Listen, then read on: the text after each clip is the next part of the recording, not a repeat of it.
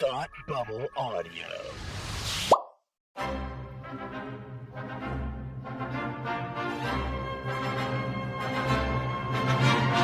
Look, up in the sky! You will never find the more wretched hive of scum and villainy. Welcome to Beer with Geeks with Tim and Frank.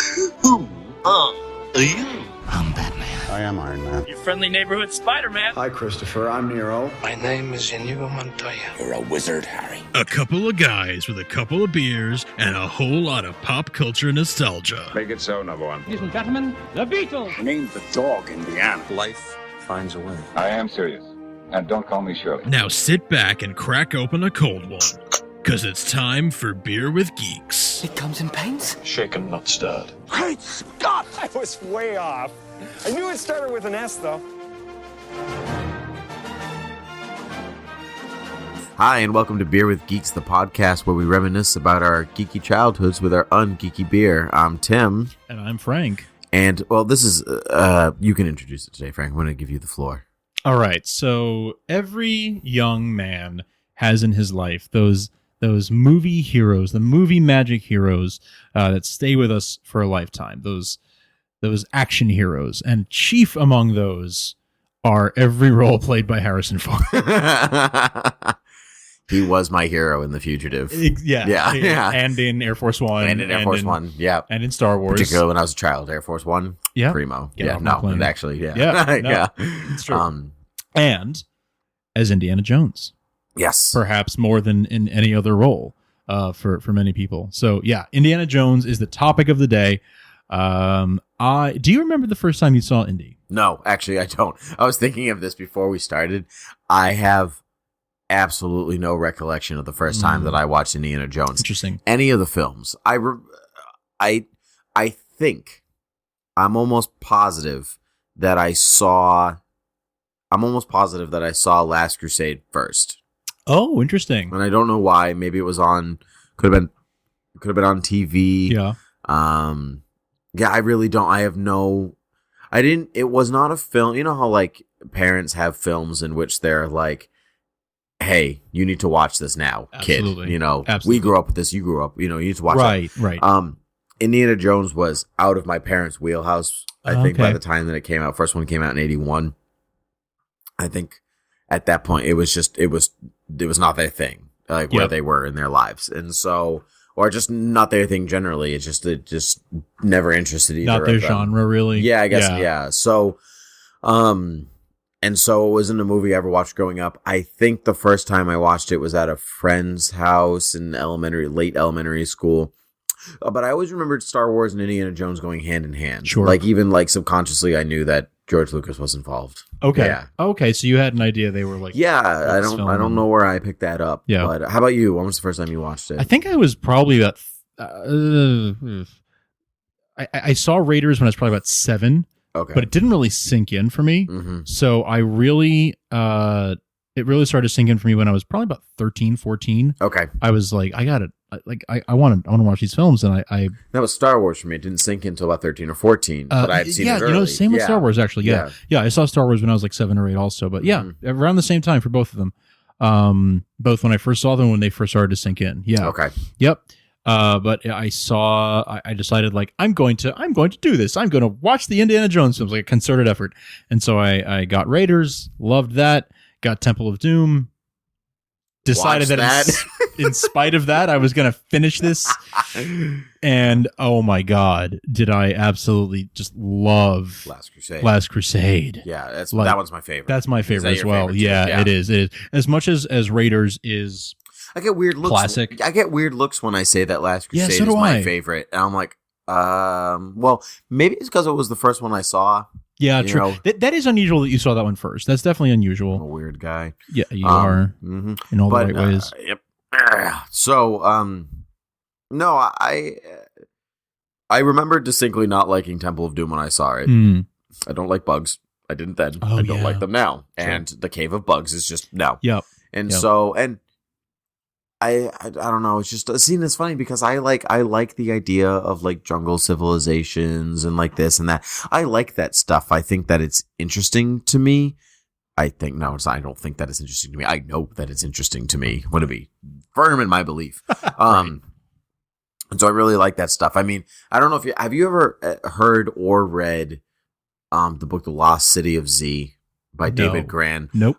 He's a journalist that decided to retrace the steps of Percy Fawcett. Is it Percy Fawcett? Okay. Who was the precursor or one of the main influences of Indiana Jones. He was a British archaeologist that like sort of the real life Indiana Jones, if there was one. Yeah, Fawcett mapped most of the Amazon. Okay. And so, but one day he decided that he was going to go search for the lost city of Z, what he called it, which is El Dorado. Okay? Oh, okay. Yeah. And so he went to the Amazon and then never came out again. Oh. Okay. And so the book is David Grann trying to retrace his steps while simultaneously flashing back and forth between Fawcett's journey and his journey. It's a super interesting book. It's really, really good. My main point to this is that Lost Civilizations in the Jungle, Temple of Doom. Sure. Like one would assume that I'd be all over that movie.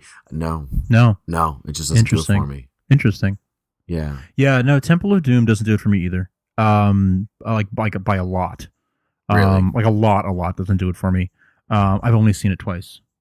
Really? I've only seen it twice, and I've seen the others countless times. Double digits. But yeah, no, I've only seen. By the others, are you including Crystal Skull in that equation? I've seen Crystal Skull probably almost 10 times. Really? Yeah, I've seen it. It's been on TV a lot. Yeah, since it came out. I saw it in theaters once, and then were you down with the Crystal Skull, or were you down on the Crystal Skull? I was. Oh, that's a good way of putting it. I was not as down on it as everyone else was, but I was not down with it entirely. I wasn't either, and I think that's maybe because, like, in the scale of heroes in which film heroes in which I aspire to or look up to, or film franchises, or even that it's like, that's my thing. Indie is not one of those. As much as I thoroughly enjoy it, and I love the pop culture iconness of indie, it's not a thing that. It doesn't disappoint you that was not a great movie as much as it would if they made a bad Batman film. But it has disappointed me in the past. Yeah, you're absolutely right. And the same really goes for me. As much as I really do love indie, it's not the same as if when they make a bad Superman movie, that's a lot more disappointing to me. Yeah, exactly. A bad Superman movie is your kryptonite. Yes. A bad indie movie is a bummer. Bad indie movie is your Temple of Doom. It's a bummer, but it was. I didn't hate it. I didn't think it was great. It's definitely not a super great movie. Yeah. But it's. I think it has its moments. It has its moments. Certainly. It's my favorite moments are when you can see him becoming his dad. I think those are my favorite things. Like there's this scene, and I'm not a huge fan of Mutt. I wasn't when I watched the film or anything like that, but I get the idea of the character. Sure. It's very Steven Spielberg, father-son relationship.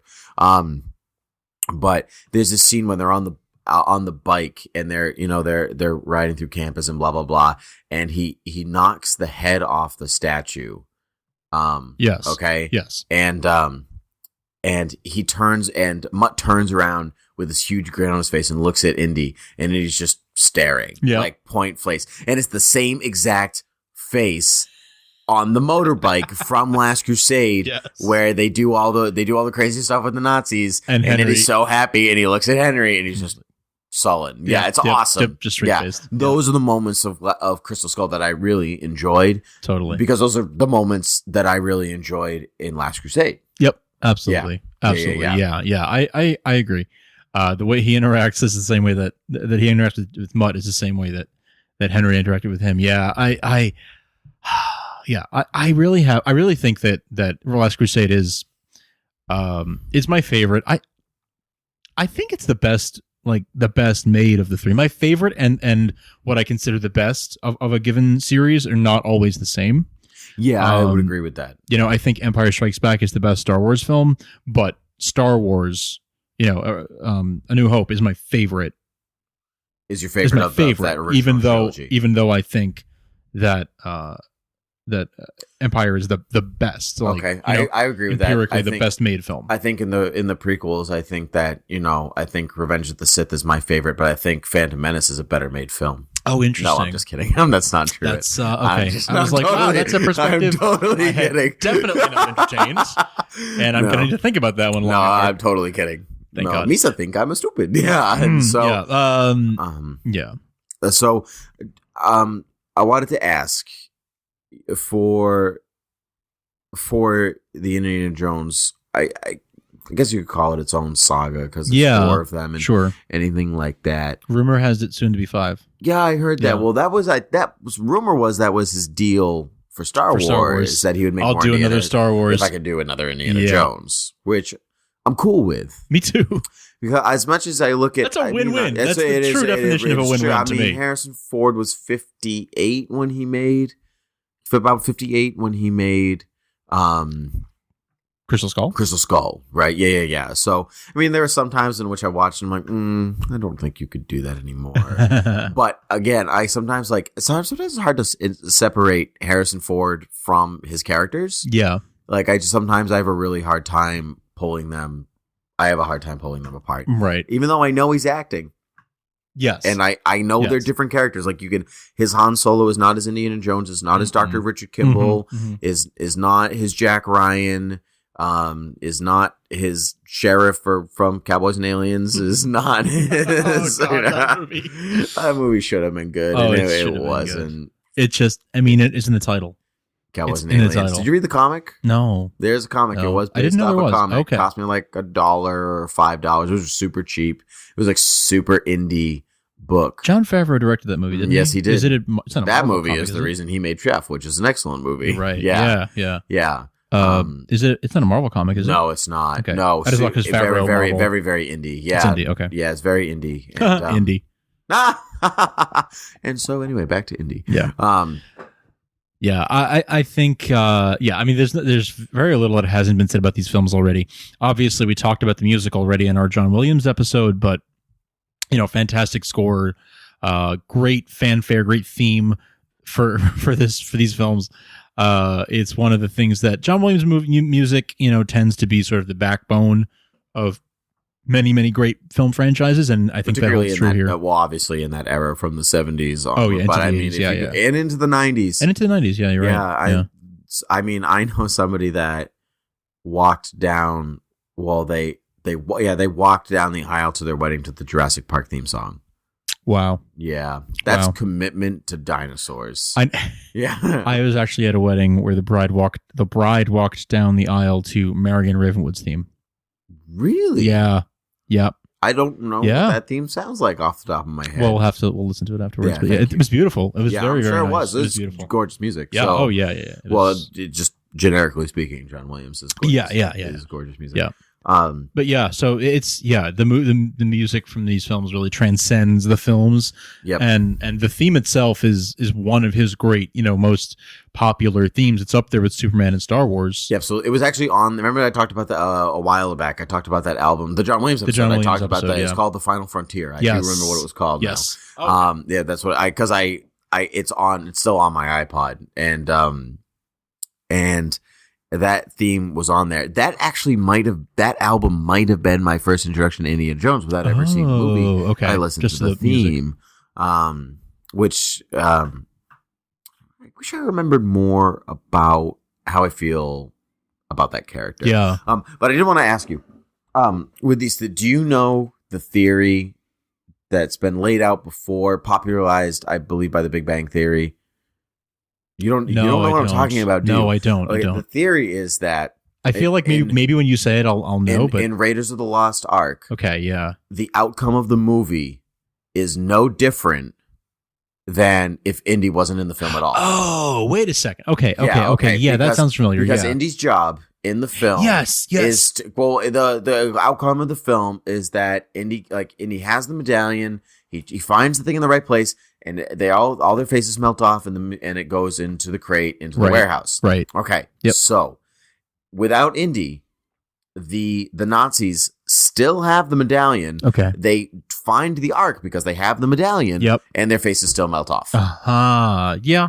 And so the different outcome is that the Ark stays where it is instead of going into a warehouse. Right. So it's like a negligible difference. It's a negligible difference. And Indy was supposed to bring it to the museum. He wasn't supposed to bring it to the warehouse. He actually didn't even do that. He failed. He failed at everything. Right. Yeah. And so, except defending the world from the Nazis, Right. which the Ark did by itself. Right. Yeah. It didn't actually need Indiana Jones to do that. Correct. Yeah. And so that is, Yes. which is very odd. I mean, yeah, it's true. I mean, it's a weird plot hole that I've certainly never thought of before. Yeah. But- we had this, you and I had this conversation, actually. You brought this up with, we were talking to our friend Andrew. Yes. And you brought this up and we had this conversation. Yes, so now, yes. yes, it sounds familiar. Yeah. Yes. Yes. Yeah, well, I love Big Bang Theory, so Yeah. I love that show. But it's because the episode is really them like, oh, well, that's true. Because they go the whole episode, they're like, but what if no, that doesn't work. Yeah, no. And so it is a little disconcerting. Sure. As a plot hole. And I was trying to think of like other major films or stories that I was like, if you took the main character out, is there a difference? Right. And there isn't. I couldn't think of one. I'm sure that there is, but I really couldn't think of one. It's such a weird thing in which the Nazis would still find it and still die. Yeah, no, it's true. That would be it. It's true. When you were a kid, the melting off the faces, Didn't scare me. It didn't scare you. No. Really? No. I had seen, Well, you saw the end of Superman 3, and that scared me plenty. So that scene still scares me. I don't want to watch Superman that film. 3 scared me. What scared you? All of Superman 3 scared me. Nuclear Man and Superman 4 scared me. No, I'm kidding. My favorite Superman movie. I don't want to talk to you. I don't want to talk to you. This podcast is over. That's it. We made it this far. We're done. It's over. We're not podcasting anymore. Cheers. Except no cheers. No cheers. You don't get cheers. No, it didn't scare me. I had seen, Maleficent in Sleeping Beauty. I had seen what I thought were scarier things. Mm-hmm. I just took a quiz, and apparently I am Maleficent. I know I saw that. Yeah, which is pretty cool. Yeah. She's one of my favorites. So I don't know how I feel about the gender bending. That's a big life decision I have to think about. But for now, I'm okay with it. That's okay. We can talk about your feelings later. Thanks. Okay. Yeah. Okay. No, I didn't think of it. I mean, sure, it's scary. It wasn't pleasant. I didn't think it was pleasant as a child. But you're sitting there, you're like, yeah. Damn right. That's fun. That's what you get, Nazis. Yeah. No, so it didn't like keep me up at night or give me nightmares or anything. Interesting. Yeah. Okay. So you were scared by it? Were you? No, I was. I am. No, I get scared by weird things, but that one didn't scare me. Maybe because it started a little bit later. How old were you when you saw? I don't remember. You don't remember how old you were? I think I was almost high school, if not high school. So by that point, by then certainly you was not scary. Right. But no, I'm a big supporter of, if you need, this is gonna sound weird, when support is probably not the right word, but when you need a movie villain, there's no better one than the Nazis. Oh yeah. I like that is like, this is you look at it and you're like, yes, that's a great evil villain for a story. Pretty much universally hated. Like that, I think that's one of the big things that those films had, the first three films had over the communists. Yeah, because the communists hated by America. Yeah, and the end. Like, well, not the end, not the end, but not as menacing as the Nazis. Everyone in the Cold War would say different, but I mean, not as menacing as the Nazis in the sense that there's this thing. I guess there's just like this, because you see like even other films today, and I'm blanking on an example, but like you've seen TV episodes and movies where like there's the undercurrent fear that like the Nazis could come back and there could be an uprising, kind of like okay, perfect example is in Agents of S.H.I.E.L.D. and Captain America: The Winter Soldier. Hydra is Nazis. It basically is the Nazis. Well, it's right? Marvel Nazis. Yeah, it is. So there's that fear that like they could come back. They've been dormant all these years, and that's kind of a thing that is in sort of pop culture. Yep, agreed. But it's not the same for communism. It's not. So it's like when you see this gone away, right? It has gone away. Yeah. But like you see the Russian communists in Crystal Skull, and it's just sort of like, well, you don't exist anymore. You're not scary. Like, you know what I mean? Like, I think there is communism in the world, but it's not those communists. It's not the same group. It's not the same group. It's not the same villains. So you could argue that you're like evil Russians. You know what I mean? But at that point, you're just like evil Swedens, and like it was clearly like, well, this movie takes Swedens. That's not a evil thing. Swedes. Evil Swedes. Thanks, yeah. But they're you could say like it's very obvious to me at least that like they were out of the Nazi time period, so they were in the 50s, and they said now let's do communists. And that was the idea there. It's like the next logical progression, sort of. But that's just not as menacing to me. It's not as scary to me Mm-hmm. as Nazis. Nazis are just inherently scarier. Yeah, no, I So like that's one thing. I think that's one weakness of that film had, which is the villain was not as scary to begin with. I would agree with that. But I mean, if you had what would you change it to? Well, I think, you know, it doesn't have to be like something that it would almost be. It would be. I think it would be scarier if it was something we didn't know. Like it doesn't need to be like, well, let's think of another group that everyone knows and is afraid of. It could be some other villain. Some rich. Well, I guess technically the third one is just like the rich villain who's not a Nazi, but still, yeah, in its own way. Yeah. I mean, it still was Nazis involved, but yeah, you're right. It's aligned. Nazis aligned. Involved. You saw Hitler. Like, yeah. One of the greatest scenes in the movie, by the way. I love that scene where he saw, it's so funny. That is funny. The irony is ripe, and I love it. Yeah. That's great. Other great moments, No Ticket. Oh, no ticket. Oh, no. I think that every time I'm on a moving vehicle in which I need a ticket, it's like, where's my ticket? I don't want to get thrown at. No ticket. Great. I actually just love the beginning where he smacks him with the face. And, oh, Junior, Dad. But I think my favorite moment in the third film is when they're tied to the chair. And then there's like, and when they says fire, our situation has not improved. You know, it's like, Dad, what? Dad, what? Dad, what? He starts spinning around. Oh, it's so funny. It's all about Henry Walton Jones Sr. Yes. Between that, it's like, what about the boat? Yeah. We're not taking the boat. I mean, the very idea of making James Bond into Indiana Jones' father. That was the original. Did you when the original idea for Indiana Jones came up, it was Steven Spielberg and George Lucas, right? Like in the midst of Star Wars mania. Yeah. And Steven Spielberg said, I want to do another film that's fun, like a James Bond type thing. And Lucas was like, I have a better idea than that. Like typical George Lucas. My idea is better than yours. And so, but anyway, it turned into Indiana Smith, and Spielberg didn't like the last name Smith. So he suggested Jones. That's how we got Indiana Jones, which is great. But I lost my train of thought. Oh, and James Bond. And so the casting of Sean Connery was that nod to the original, like, I wanted to make a James Bondy type film. Right. So let's cast James Bond, which is great. Sean Connery is only 12 years older than Harrison Ford, which is great. And so when he was offered the part, he was like, no one's going to believe that I'm 12 years. No one's going to believe that he's like, I'm his dad. Like, I'm only 12 years older than him. Lies. Everyone believes it. Nobody can believe that you're only 12 years apart. Right. Because Harrison Ford has amazing genes. Right. And not that Sean Connery doesn't. Right. But man wore a toupee for years and years and years. Right. So as soon as you saw him bald, you were like, you're clearly older. Right. He had white hair. Yes. And he was bald. Yes. That's all it took. And tweed. Yes, the tweed helped. That's all. It's all it Yeah. took. Yeah. Oh, it was great. It was great. He is my favorite. It's funny. Maybe because Raiders is missing that element that I don't like. Maybe that's what I don't like as much about it. Maybe it's a little bit more serious. It is a little more serious. It doesn't have as many of the comedic beats except for the sword flipping. Which is not on purpose. Not on purpose. Yeah. He was supposed to then go into a whole sword fight with the guy. Ford felt icky that day. And so he just shot him. Which is awesome. I do feel bad for the stunt guys who practiced for weeks and weeks and weeks for this amazing choreographed sword fight that never happened. I know. And it's like, oh, this is better. Never mind. This is better. Doing this. Which is, it's copied a gazillion times. Oh, yeah. Actually, the movie, Raiders itself has been copied a bunch of times. Yes. It's become a trope. You know, all the thing, that scene with the sword thing, that has become a trope. That's a trope. Even the switching with at the beginning, the switching of the sack for the, that's a trope. I would argue the boulder probably isn't. The boulder it's not a trope. I think but Indiana Jones was it was commenting on the trope.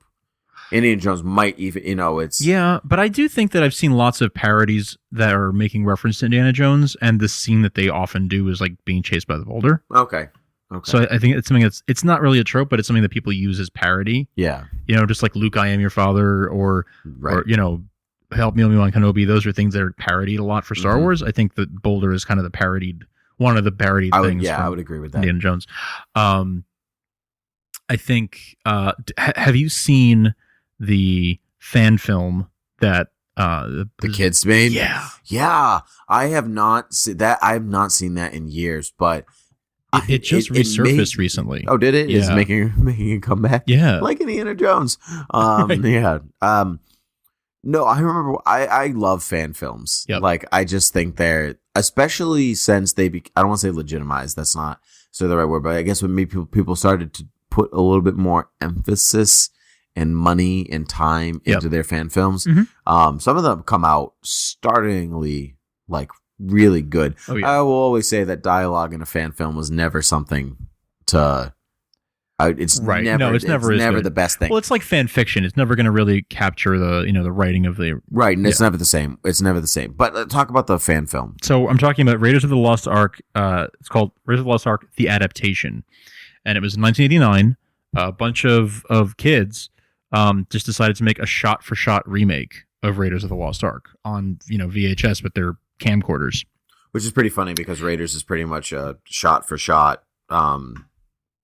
A redo of Secret of the Incas with Charlton Heston. Mm-hmm. If you even look at Charlton Heston's character in that, he's wearing the same outfit. Yeah, basically. He's got the fedora and the leather jacket plus a scarf. Correct. Yeah, correct. I've seen pictures. Yeah, never seen the film, but I've seen. It's good. It's actually a pretty good movie. Okay, cool. I mean, I love Charlton Heston. I was going to say in the rating of Charlton Heston movies, I definitely wouldn't put it on the like. It's not quite up there with like Moses. It's not up there with the or even Planet of the Apes or Planet of the Apes, but it's definitely a good movie. Yeah. I mean, it's Doc Savage. That's true. It's a pulp. True. He's a pulp hero. Yeah, That's what it is. Mm-hmm. I love pulp heroes. Me I too. hate pulp, but I love pulp heroes. Yeah. And by I hate pulp, I mean in your the orange stuff juice. In the orange juice. Yeah, of course. I hate when the Shadow and Doc Savage hang out in my orange juice. Get out of there! I'm trying to drink it. Now I gotta throw it away. Who knows what pulp lurks in the glass of juice? I do, because I can see you in there. You're not orange. Get out of my juice. Okay. Yeah, but no, the fan film is I haven't seen the whole film through.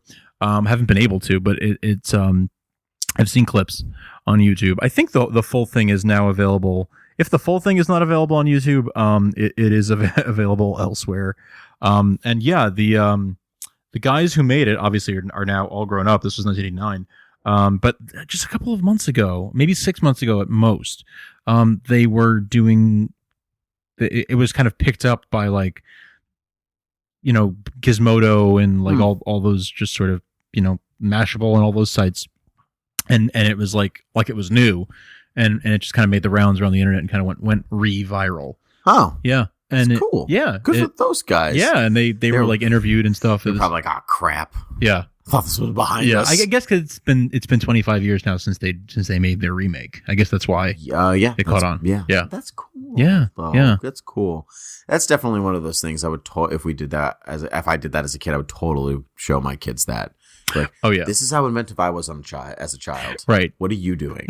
Yeah. I know. And I think they want to say that they either made or they are making a documentary about it. About them making making that film, yeah.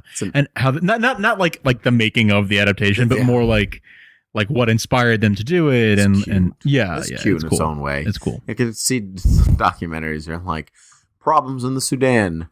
Yeah. Making an adaptation of a film when you're a kid. We made a movie that was a copy of a movie, and now we're making a movie about it. Yep. Wow. If that's not Hollywood, I don't know. The first world. Oh my goodness. Yeah. Okay. Well, any final thoughts on Indiana Jones? Oh God, do I love him? Snakes. Why did it have to be snakes? No, why did it have to be? I said that to somebody the other day. I was outside. And there was a snake in the garden, and the kid was like, oh my God, I hate snakes. Like, get it away from me. Get it away. Get it away. Get it away. And I was like, you're just like Indiana Jones. You and Indy hanging out in the back. It's yeah. Okay. And so that's okay. That is okay. It is all right. Everybody needs something to be afraid of. Snakes is a good choice. Snakes is okay. If Indiana Jones is afraid of snakes, it's all right to be afraid too. of snakes. It's okay. Okay. Cool. All right. So before we go, we should probably tell everyone that we really appreciate your listening, and we especially appreciate. I agree with that. Yep. Tim agrees. Do you also agree that it would be great if they would leave us iTunes reviews? Oh yeah, definitely great. Definitely great. We're not talking about Rain Man, but definitely great. Definitely great. Definitely great. Yeah. No, but we really appreciate those of you who've done it already, and more would be fantastic. You can also check out beerwithgeeks@gmail.com and send us your feedback, your thoughts, show topics. If you want us to read it on the show, make sure and say so. Or rather, if you don't want us to read it on the show, make sure you say so. Otherwise, we will assume we can. We will assume we can. Yes. And tweet at us at beerwithgeeks on Twitter. Yeah, it'll be great. And that's pretty much it. It'll be great. It'll be great. I love it. All right. Well. Okay. And cheers. Cheers.